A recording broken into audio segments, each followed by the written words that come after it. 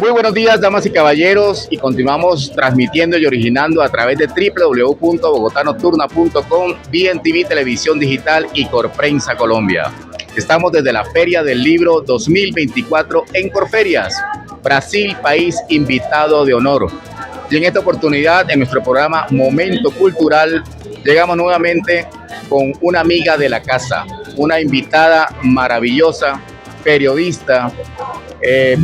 Además de eso, también es escritora, docente, presentadora, productora, jefe de prensa, relacionista público. Bueno, realmente tiene una cantidad de títulos y una experiencia bárbara. Bienvenida, mi estimada Carmen Mirabal. Muy, pero muy buenas tardes. Gracias, Efraín. Encantadísima de estar contigo, presentando mis 50 años en la industria de todo lo que tiene que ver con el mundo del entretenimiento y la comunicación. 50 años, ¿eso significa que empezó usted a los 10 años a trabajar? No, a los 14, ahí está. Muy bien, pero... Sí, la matemática es fácil. La matemática es muy fácil. Bien, mi estimada Carmen. Hoy nos encontramos desde el stand de la Alcaldía de Santiago de Cali, la Secretaría de Cultura, la Red Nacional de Bibliotecas, porque obviamente Cali es salsa y lo demás es loma, y para hablar de Fania hay que hablar de salsa, ¿cierto, mi estimada Carmen? Sí, señor, la verdad que sí. Bueno, agradecimientos inmensamente a los amigos de la Alcaldía de Santiago de Cali, que se hacen presentes en la Feria del Libro con un stand maravilloso, lleno de verde, lleno de naturaleza, lleno de folclor, lleno de eso que nos trae la salsa, que es esa diversidad, esa multiculturalidad, realmente espectacular. Para las personas que no te conocen, mi estimada Carmen, que creo que son poquitos, pero de todos modos, digámosle quién es Carmen Mirabal y por qué Carmen Mirabal se decidió a lanzar el libro de sus memorias.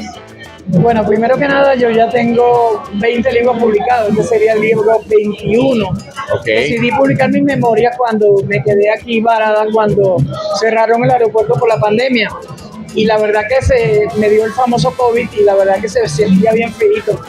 Y pensaba, bueno, y si el día de mañana me voy, papá Dios me lleva, no le conté a nadie todas las cosas buenas y también las malas que me pasaron.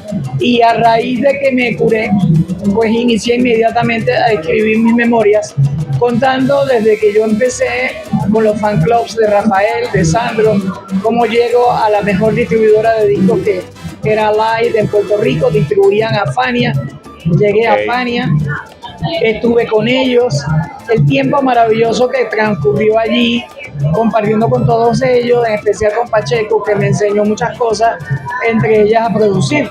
Cuando yo me fui de allí, pues yo empecé a producir mis propios discos, llegué a tener mi estudio y hasta mi propia fábrica de manufacturar discos 45, LP, cassette y CD. Muy bien. O sea, usted estuvo en la época con Johnny Pacheco, con Jerry Masucci, ¿con quién? Con Tito Puente, con Celia Cruz, ¿quiénes más estuvieron allí? Bueno, lo que pasa es que Tito Puente era de la otra compañía, era de la competencia de Fania, que era Tico Alegre. Del lado mío estaba Harry Haldo, Richie Ray, Bobby Cruz, Iman Miranda, Héctor Lavoe, Willy Colón, Rubén Blades, Celia, Johnny, Sonora Ponceña, en fin. Fania tenía el 90% de lo que era el mundo de la salsa en ese momento, no solamente bajo Fania, sino también bajo otros sellos. Ah, ok, perfecto, excelente. Bueno, y en ese tiempo, pues tuvo la oportunidad de hacer toda una vida en el mundo de la industria musical, conocer todos los intrínculos que se viven detrás de esa industria, que no es nada fácil, porque es que hoy en día los artistas piensan que como tienen una buena canción y como la mamá y el papá le dicen que cantan bonito, ya quieren ser famosos. Bueno, eso es cierto, pero no solamente pasa dentro de la salsa, pasa en todo. O sea, en la época que yo empecé, que quizás puede haber sido la mejor que ha tenido también la música romántica o el pop. Ahí nació un Julio Iglesias, Roberto Carlos, Camilo Sesto, Rafael, Sandro. O sea, era una época donde todos los días llegaban de España, llegaban de Argentina exponentes musicales que todos traían una propuesta diferente. Lamentablemente, llegó un momento que al ellos perder distribución en Estados Unidos y en Latinoamérica, muchos de ellos se fueron apagando. Porque esas compañías de España eran distribuidas por una compañía muy importante de Estados Unidos que se llamaba Kaitronics. Cuando Kaitronics, los hermanos Caire, que eran los millonarios dueños de fábricas textiles en Texas, deciden atender más su negocio que el del disco, Pues entonces toda esa gente de España quedó al descubierto sin nadie que lo representara. Y ahí es donde la salsa coge un auge muy grande, luego la salsa romántica y bueno, y ahorita el reggaetón. Vea, pues, interesante. Carmen Mirabal de Puerto Rico. Sí, señor. ¿Cómo llega Carmen entonces al mundo de la salsa? Obviamente, pues Puerto Rico se ve también el tema de la salsa, se ve el tema del urbano, se ve la famosa fusión que hay ahorita que están haciendo con todos estos ritmos urbanos. ¿Cómo llega Carmen Mirabal a Nueva York, a la Fania, a estar allí en la calle, en el barrio latino, donde nace prácticamente la Fania Records? Bueno, Fania nace ahí, pero realmente rápidamente que empieza a tener distribución se mudó a una zona muy bacana, como dicen ustedes, que estaba en la Séptima Avenida. Y allí en la 888 de la Séptima Avenida tenía un edificio que prácticamente casi todos los pisos eran de ellos. Sí. Allí producían, allí distribuían, allí hacían todo. Y tenían como a 20 cuadras, tenían un estudio de grabación que se llamaba La Tierra Sound. Y allí fue donde grabaron la mayoría de los artistas de Fania.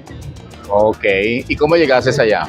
Pues yo llegué organizándole los fan clubs de Sandro, Fabio, toda esa gente a la distribuidora Alay José, eran dos argentinos, Charles Tarrap y Alberto Dirci.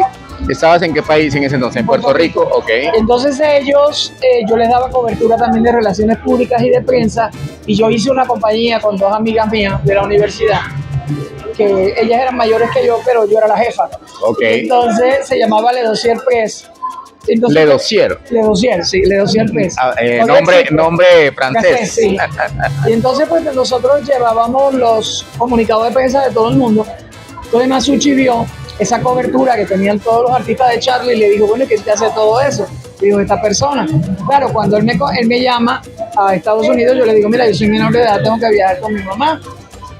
Me mandaron el pasaje, pero como que él no mentalizó bien eso de menor de edad. Entonces cuando yo llegué allá, y él me vio, él tenía la misma estatura que tengo ahora. Ah, imagínense. Como que ¿Cuánto mides? Yo tengo 5 pies 10 pulgadas, que son como 1,78 más o menos. 1,80, pongámosle, vámonos. Y con tacos, y con tacos pues me pasaba. 1,90. Y entonces pues yo llegué allí a la entrevista y él pensó que yo era una persona mucho mayor. Y me dijo, wow, es una nena. Y yo, sí, pero una nena que ya trabaja. Entonces, llegamos a un acuerdo económico, me dejó trabajando dentro de la compañía. Y entonces yo iba los jueves por la noche, cuando yo terminaba de estudiar, hasta el lunes en la mañana en el primer vuelo que llegaba a Puerto Rico a las 11. Me iba a Nueva York con permiso de mi papá. Entonces vivía en casa de una tía de mi papá, pero la señora se acostaba a las 8 de la noche. Entonces yo empecé a buscar dónde quedarme, empecé a buscar hospedaje. Me quedé 2 semanas con doña Celia y el marido. Y con la que más duré fue con Graciela, la hermana de Nachito, que esa casa era un espectáculo porque como no se trabajaba ni lunes, ni martes, ni miércoles, los lunes, martes y miércoles eran rumba, y entonces aquel traía la comida boricua, aquel la comida cubana, y eso eran charlas y tertulias, y aprendí mucho y conocí mucha gente. Ahí se aprende muchísimo. Escuchando a la gente que tiene la experiencia. Claro. Yo quería escribir un libro de música de salsa o música latina, y pues gracias a Machito pues yo conocí a Puente, conocí al Santiago, que era productor de la Tico Alegre, conocí a Joe Kane, que después fue el otro productor de Tico Alegre, conocí a Pacheco, o sea, yo conocí a Pacheco más dentro del ambiente de lo de Machito y compañía que en la misma Fania, porque allí casi no se podía hablar, porque siempre había mucha gente.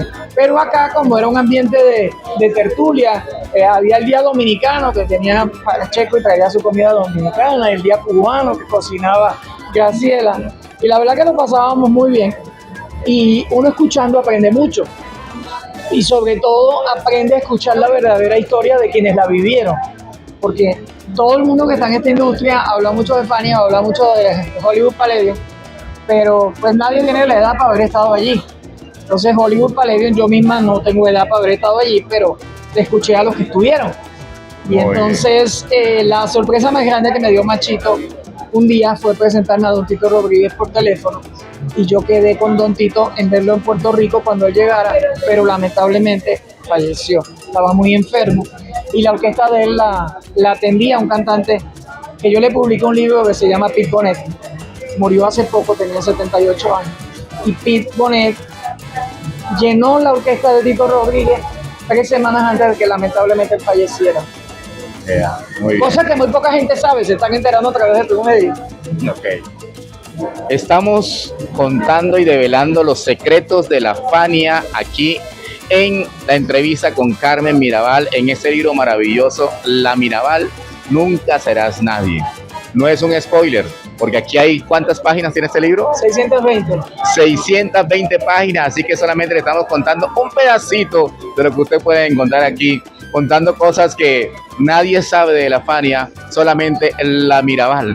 ¿Por qué La Mirabal, mi estimada Carmen? ¿Y por qué Nunca Serás Nadie? Bueno, ¿De dónde sale ese La título? Mirabal sale porque pues yo pesaba 110 libras y con esta estatura y con unos tacos de los 70 así, cuando yo venía pisando, como soy una mujer bien grande, al yo pisaba tan duro que Harlow y todo el corillo decía, La Mirabal is coming, La Mirabal is coming, porque piso duro. Ahí viene La Mirabal. Sí, La Mirabal viene.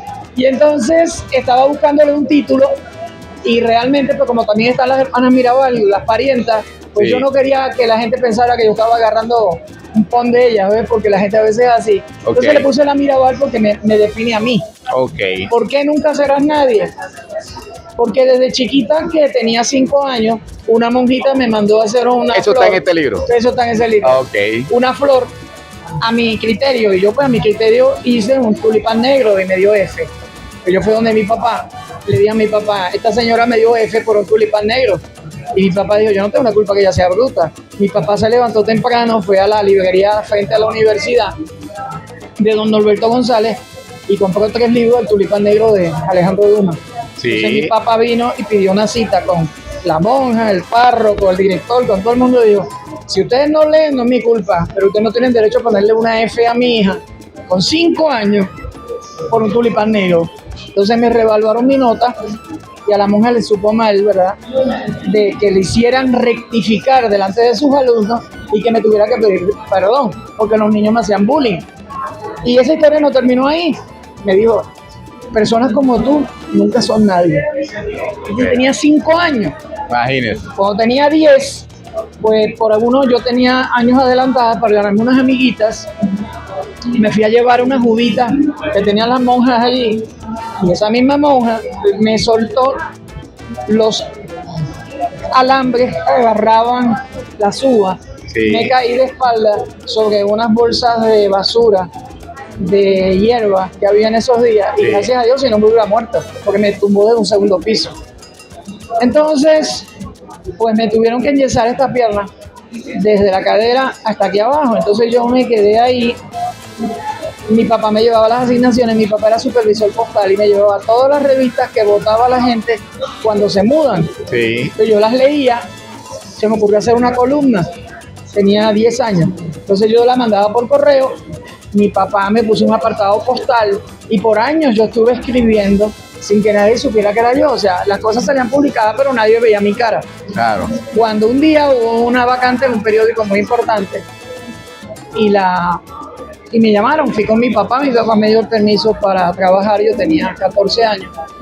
Y entonces, a un regreso de uno de los viajes que yo hice, el párroco me dio permiso, esa misma monja me colgó en la clase de inglés, que hablaba muy mal en inglés, pero me colgó.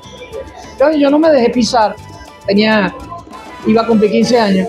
Entonces yo había hecho una entrevista al ministro de Educación hacía 20 días. Sí. Y él me dijo, personas como ustedes son las que necesita el país, bla, bla, bla, cualquier cosa, aquí está mi tarjeta. Él no sabe lo que hizo con esa tarjeta.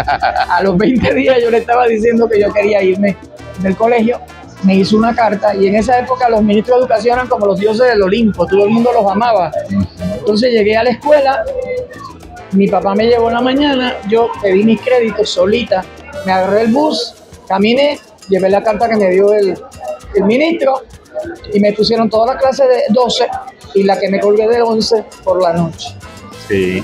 Cuando me gradué, fui donde la monja sinvergüencita y le dije, me gradué. Y me dijo, qué raro, porque personas como tú nunca llegan a ser nadie. O sea, ella nunca me quitó ese estigma toda la vida.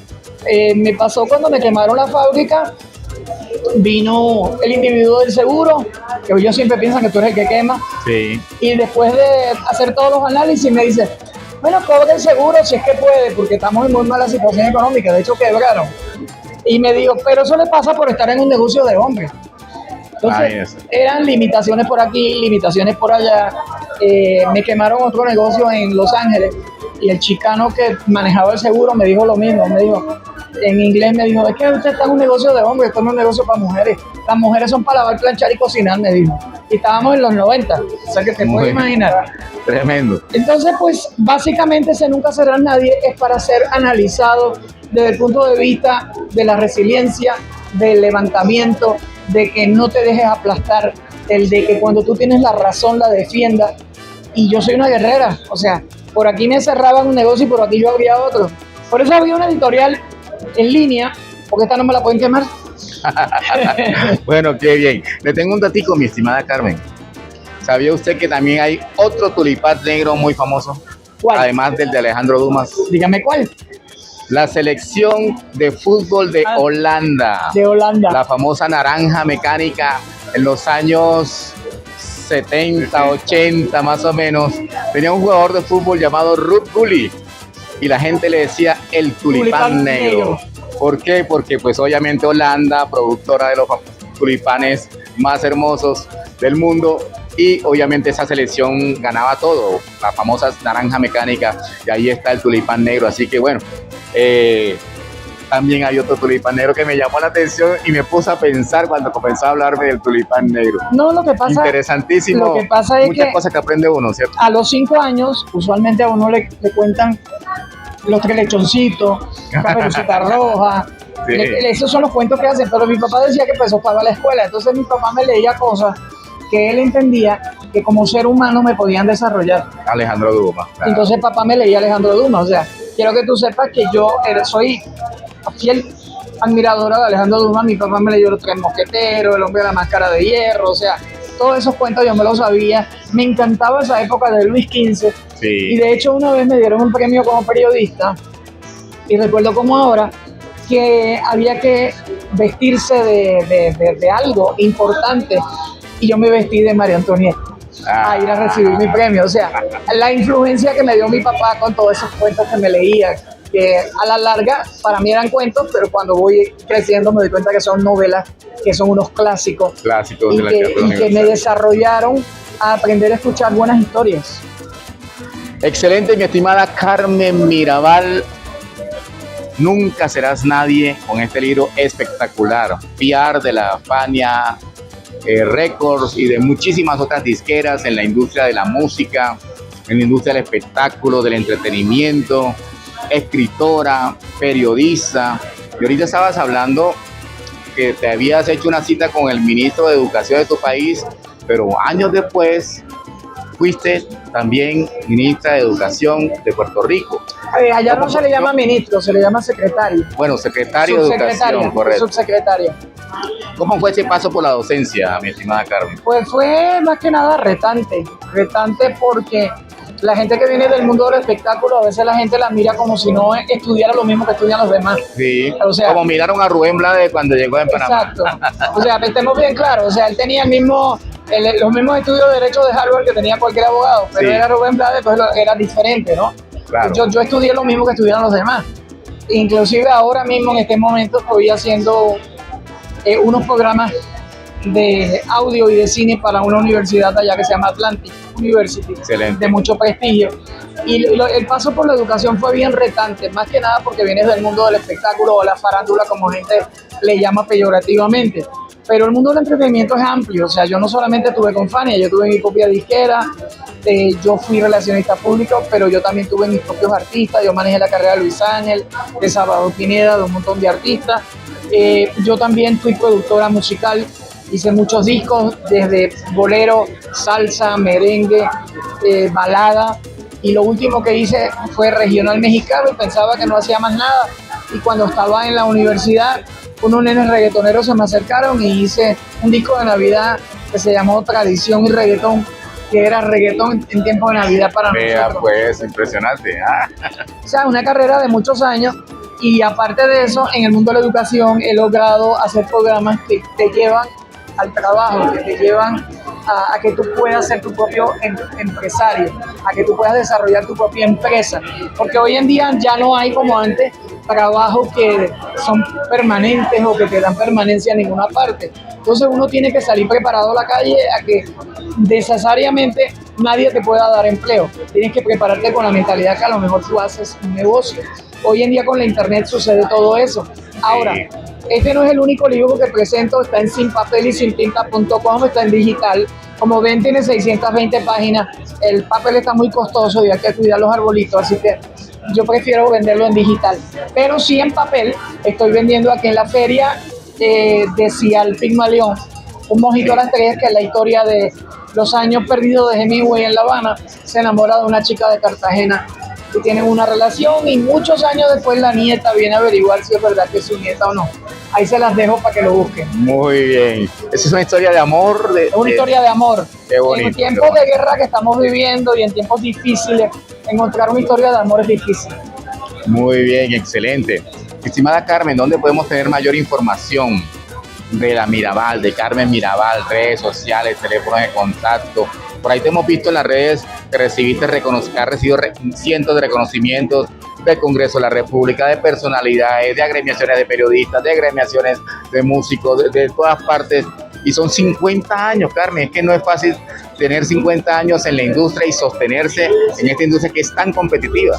Sí lo es, pero hay que reinventarse continuamente. Cuando yo vi que la industria del disco se estaba moviendo al digital, pues entonces me moví hacia la industria del libro y hacia la industria del cine. Tengo una película que pronto se va a hacer aquí en Colombia de un libro que yo escribí, una productora colombiana lo va a hacer.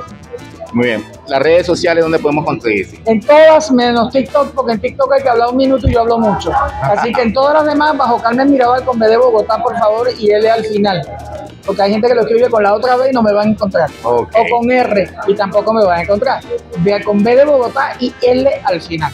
Entonces, adicional a eso, en sinpapelysintinta.com.